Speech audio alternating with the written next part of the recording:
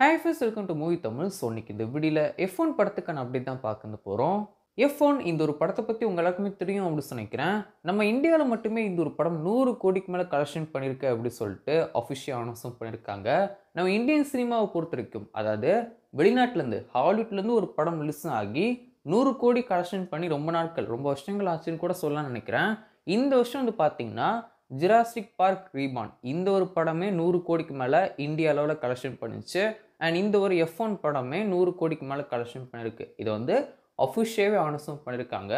இந்த ஒரு F1 படத்தை தியேட்டரில் பார்க்க மிஸ் வந்து பண்ணியிருந்தீங்கன்னா ஒரு மிகப்பெரிய எக்ஸ்பீரியன்ஸை மிஸ் வந்து பண்ணிட்டீங்க அப்படின்னு தான் சொல்லலாம் செய்யணும். இந்த ஒரு படத்தை பொறுத்த வரைக்கும் பக்காவான ஒரு தியேட்டர் மெட்டீரியல் தான் அப்படின்னு சொல்லலாம். இந்த ஒரு படத்துக்கான கேமரா ஒர்க் விஷுவல்லாம் வந்து அவ்வளோ சூப்பராக பண்ண வச்சுருப்பாங்க. முக்கியமாக கார் ரேசிங் அப்படிங்கிற விஷயத்த ரொம்ப பர்ஃபெக்டாக வந்து காமிச்சிருப்பாங்க அப்படின்னு சொல்லலாம். இந்த ஒரு படத்துக்கான மேக்கிங் தான் இந்த ஒரு படத்துக்கு ஒரு மிகப்பெரிய ப்ளஸ் பாயிண்ட் அப்படின்னு சொல்லலாம். இந்த ஒரு படத்துக்கான கேமரா ஒர்க் ஒவ்வொரு சீனுமே அவ்வளோ சூப்பராக இருக்கும் செஞ்சு. முக்கியமாக காரோட ரேசிங் அப்போ அந்த ஒரு கார்லேயே வந்து கேமராஸ்லாம் ப்ளேஸ் பண்ணியிருப்பாங்க இல்லையா, அந்த ஒரு கேமராக்கான மூமெண்ட்ஸ்லாம் அவ்வளோ சூப்பராக இருக்கும் செஞ்சு. ரியலாகவே ஒரு ரேஸ் இதெல்லாம் பார்த்தா எப்படி இருக்கும், ஒரு கார் ரேஸை ரியலாக பார்த்தா எப்படி இருக்குமோ அந்த ஃபீல் தான் இந்த ஒரு படம் உங்களுக்கு கொடுக்கவும் செய்யும். அவ்வளோ சூப்பராக இந்த ஒரு படத்தை எடுக்கவும் இருப்பாங்க.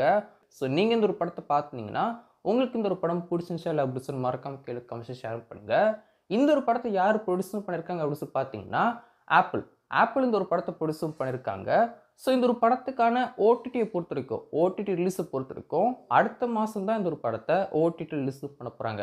எந்த ஓடிடியில் அப்படின்னு சொல்லி பார்த்தீங்கன்னா ஆப்பிள் தான் இந்த ஒரு படத்தை ப்ரொடியூஸும் பண்ணியிருக்காங்க. அப்படிங்கும்போது ஆப்பிளோட ஓன் ஆப்பில் தான் இந்த ஒரு படத்தை ஸ்ட்ரீம் பண்ண போகிறாங்க அடுத்த மாதம்.